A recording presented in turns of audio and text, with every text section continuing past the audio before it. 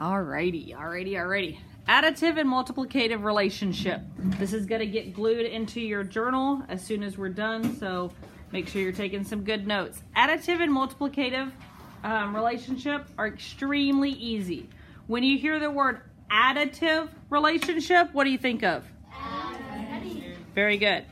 When you hear multiplicative relationship, what do you think of? Multiplication. Perfect. So an additive relationship involves only, what do you think? Adding or subtraction. Why do you think it includes subtraction? Carson? The inverse operation. Because subtraction is the inverse operation of adding, correct? Correct. So it involves only addition and subtraction to compare the independent and dependent quantities of a relationship. So here's my example.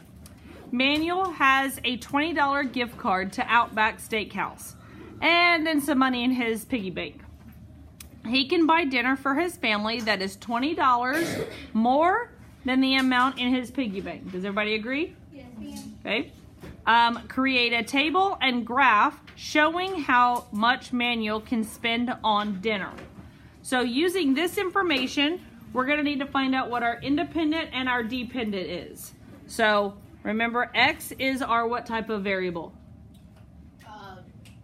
Is it independent or is it dependent? Independent. It is an independent. So what does not rely on anything? The piggy bank, right?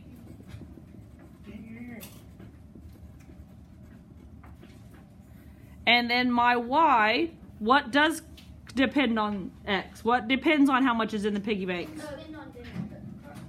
The cost of dinner, right? Yes. Does everybody agree with that? Yes. Okay.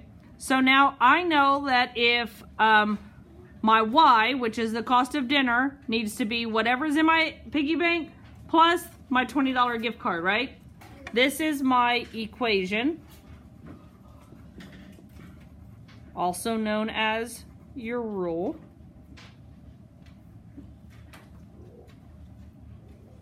So if he opens up his piggy bank and he finds that there's $10 in there, when I'm going to find the total amount, I'm going to take Y is equal to, X is going to be what? 10. What is X? 10? $10. Plus my $20 gift card. So how much can he spend at dinner? $30. And then my X and my Y would be 10, comma 30. What is my, so we're going to come back up to why this is an additive relationship. What is being done to X to get to Y? You're adding. I'm adding what? 10. I'm adding how much? 10. I'm adding 20 each and every time. So therefore, whatever I do to my X value to get to my Y, that's where I come up with which type of relationship it is. If he had $20 in there, I'm going to do 20 plus 20, which would give me 40. And my ordered pair would be 20, comma 40.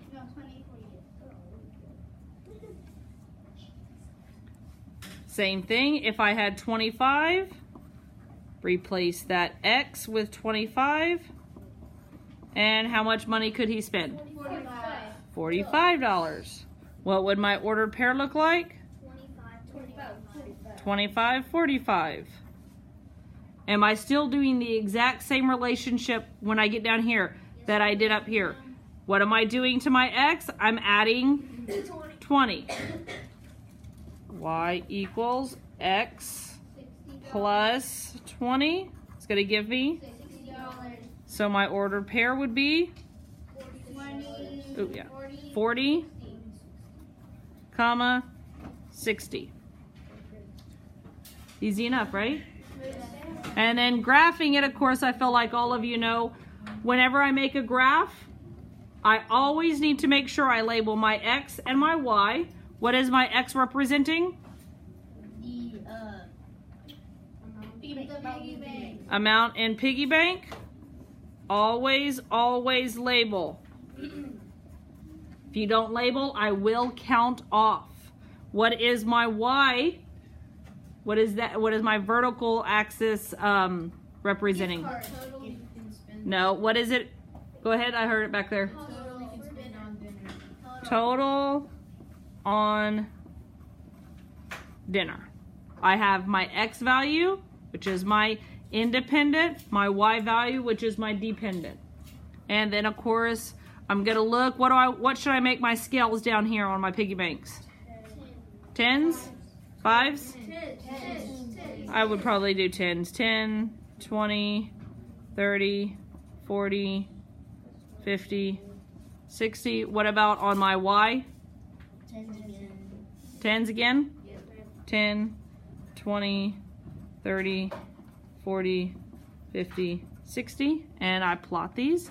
10 and 30. 20 and 40. 25 and 45.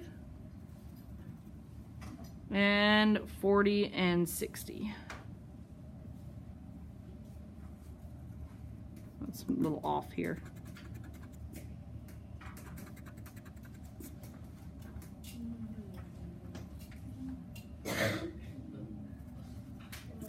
My graphing's a little off there. Can't see my lines. All right, so that's the additive relationship. Multiplicative relationship, what do you think it's going to use to compare? Or multiplication, or its inverse, which is? Division. Division to compare the independent and dependent. So let's look at this example. On one website, you can download songs for $2 each. Create a table and graph showing how much you can spend on the songs. So this time my equation or my rule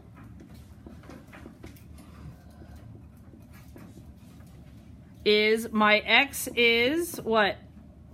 Number of songs that I'm going to download? And Y is going to be my total cost. Would you agree? Does my total cost depend on songs, or does my songs depend on total? Total depends on songs, so therefore Y and X. So if I have 1, Y equals 2 times 1 is going to give me 2. So my X and my Y would be 1, 2.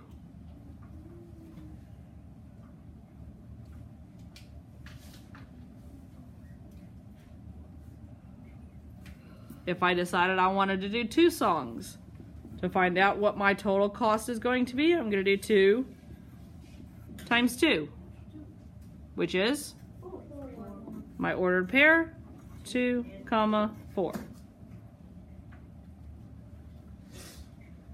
Go ahead and finish this up and go ahead and graph it. I'll give you a few minutes to do that. Do we add one on the bottom? Yes, go ahead and add one to the bottom. This one right here. What do you want us to add? Whatever you want to add, because you're going to graph it.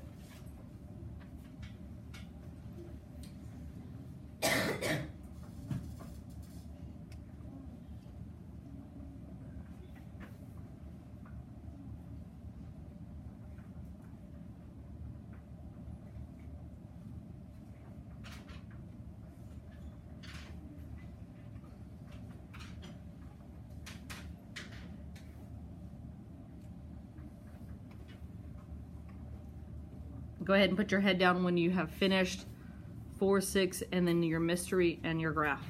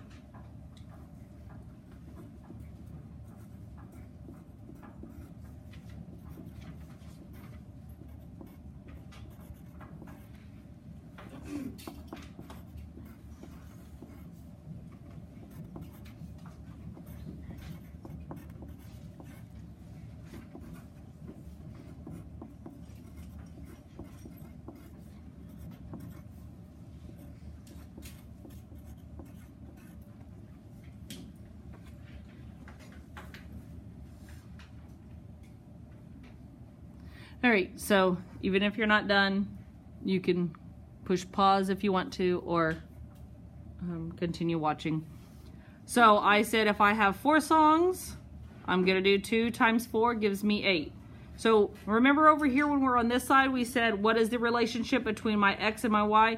Here, what am I doing to X each and every time to get to Y? Every time to my X, what am I doing to it? Multiplying it by 2. So therefore it is a multiplicative relationship. When I get down here to my graph, my X axis is going to be titled number of songs. My Y will be total cost. What do I want to make my scale? I'm going to do 2s. 2, 4, 6, 8, 10, 12. Same thing with there. 2, 4, 6, 8, 10, 12. 1 and 2. 2 and 4. 4 and 8. 6 and 12. 10 and 20 will be way up here. Maybe I shouldn't have chose 10. Pretty easy, right? Okay, go ahead and glue this into your notes and then get your book and do page 209.